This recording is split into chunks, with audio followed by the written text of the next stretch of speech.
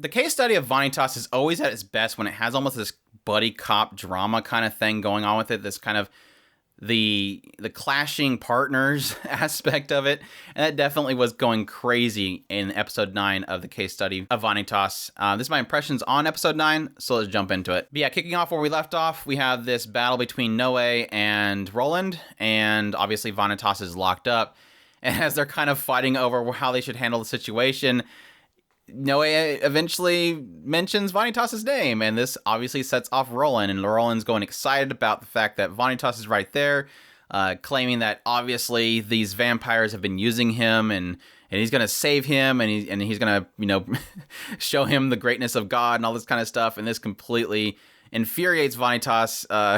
It's kind of funny that later on we have this little conversation between Noe and Vanitas, and Noe's he's saying that he actually likes this Roland guy because he never thought that he would meet somebody who would essentially be rivaled to Vanitas. Somebody that is so eccentric and weird that it throws off Vanitas. Somebody that's even worse than Vanitas is basically what he's saying. So, but yeah, Vanitas is getting really annoyed, and then eventually Roland turns on Noe and they start their fight. This is where we find out that Roland has almost like this interesting weapon that it can split in half, but also that it's almost like a chain whip that extends itself with the blade, and also that it has some kind of super high electrical battery thing in it that can electrocute people if it touches them.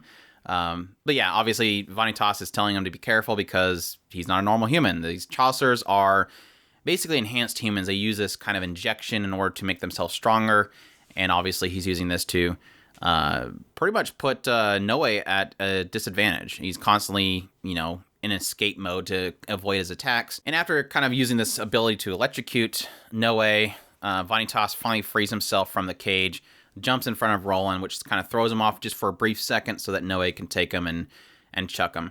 Fantastic fight, really cool animation. Nothing over the top, but just really good animation that really did kind of have some great motion to it and choreography. Also, as well, music is just her music is just top notch. Just some great music to go along with it. I also like at some point during the fight, Noe is trying to explain the situation to Roland, and Roland obviously won't listen, which again comes in later when Roland's like, "Well, why didn't you guys explain that to begin with? We tried to." Noah's getting really angered because he's like, the big city vampires won't listen, and you guys won't too. So it's like almost like this. He's comparing the fact that similar to these people in the vampire side of things, don't want to listen to the situation, just kind of jumping to conclusions. After knocking Roland out for a little bit, they flee, and as they're trying to gather themselves, this is where we get this little brief moment where, Vanitas is like, do you think we can actually beat him? And Noe's like, yeah, if we work together. We definitely beat him, but only if we work together. And this is where Vanitas explains why he's there. He's looking for this guy named Moryu. And this is a doctor that apparently is obsessed with doing research on vampires. And he's actually created enhanced humans. And this pin that they ended up finding was one of these numbers of one of these enhanced humans.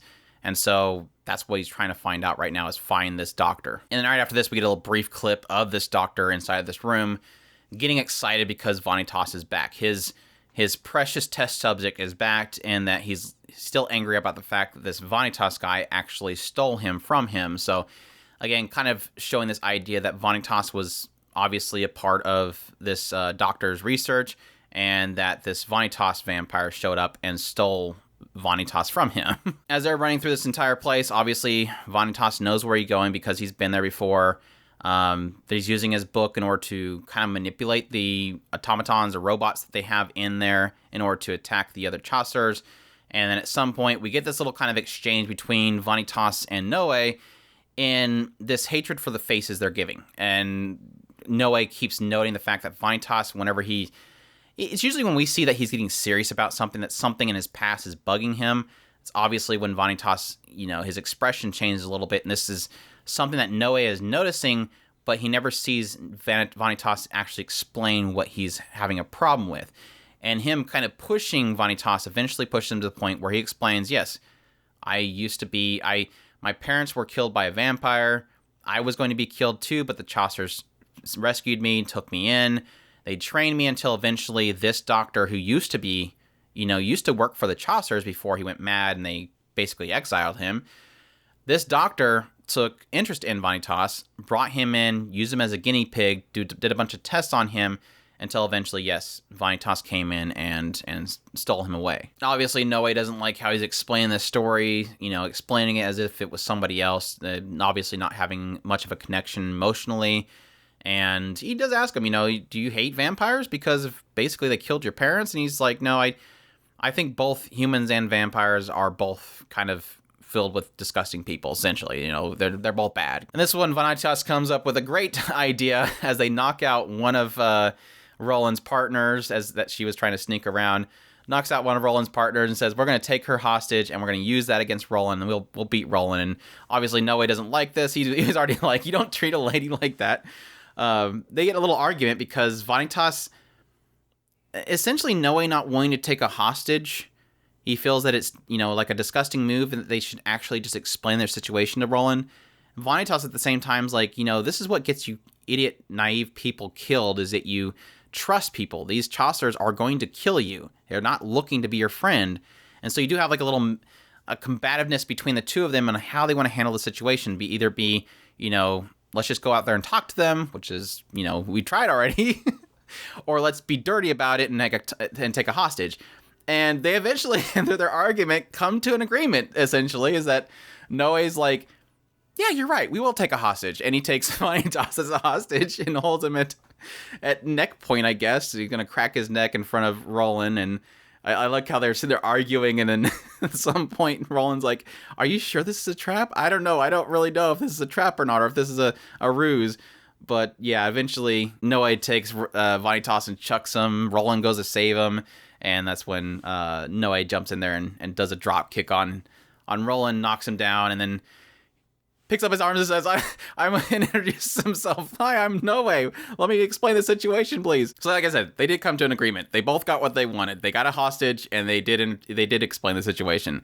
As all these different Chaucers run in, that's when Vanitas, yells out that this Dr. Moir guy is still here. He's still alive. He's yet alive. So that's when they explain the situation that, yeah, this exiled Dr. Moreau is still alive. He's still doing experiments. He was supposed to be exiled, but he's still apparently there. He's still doing experiments, and they need to go find him.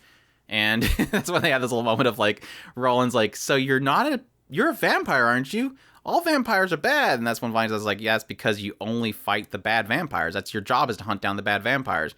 And so this kind of throws Roland off. He's like, I want to be your friend. I want to learn more about you. And then, yeah, Noe's like, oh, yay, we get to be friends. Yeah, and that's what he's like, you guys should have just explained this from the beginning. And then he's like, they get all upset because they were trying to. But yeah, that's when Vanitas takes them to where he believes that this doctor is, which he ends up being there. And the doctor's like, oh, my great number 69 is back. And that's when we get this. It is one of those things where I was expecting just a punch to the doctor's stomach. Obviously he doesn't like him or something. But no, Vanitas looks, all sparkly and happily running towards the doctor. I don't know. We could still have the next episode open up with the sparklies and then punch in the stomach.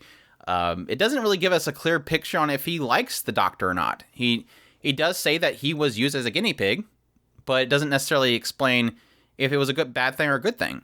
But it does technically explain to us why Vanitas is as durable as he is, at least. I mean, especially early on, I thought Vanitas was going to be a vampire. I mean, it explains the lore of Vanitas being a vampire, but I expected the actual Vanitas that we met, who jumps to the window and attacks this Ruth girl and ends up falling like almost pretty much to his death. How did he survive? He's a human. Well, it seems like it's because he's enhanced. He's enhanced in some way, so it does explain technically why Vanitas takes all these deathly blows and these deathly falls and doesn't die. He's not a vampire, but he is an enhanced human. It would also be interesting to find out why Vanitas himself is so special. I mean, he's number 69, so you assume that there's a lot of test subjects. Is he one of the few cases where it went really well with the tests, and the other ones are either, has some kind of flaws and he doesn't? It'll be interesting to find out why, this doctor was so upset of losing this specific test subject and how unique Vanitas actually is. So yeah, I'm hoping with episode 10, we probably get a lot more insight into that whole aspect and, more into Vanitas and his history as being a guinea pig. It's pretty much what I was asking for in the last episode. Him essentially taking so much note to this pin, obviously there was some significance to it. So I expected to see some sort of backstory of Vanitas going forward. So I guess I got what I wanted. I'm curious to see where they'll go from this point. If this is something where, was the significance of this doctor, are they going to want to get rid of him at this point? I mean, he literally brought the Chaucers to him. They're probably going to want to get rid of him. Obviously, him being there is a bad thing. So, yeah, a lot of question marks as to what is going to unfold in the next episode, and I'm definitely looking forward to it. I hope you guys enjoyed my impressions of episode 9 of the case study of Vanitas. If you did, leave a like down below, comment, let me know what you thought of the episode. Subscribe if you haven't already, share this video if you can, and support us on Patreon if you can, and y'all take care.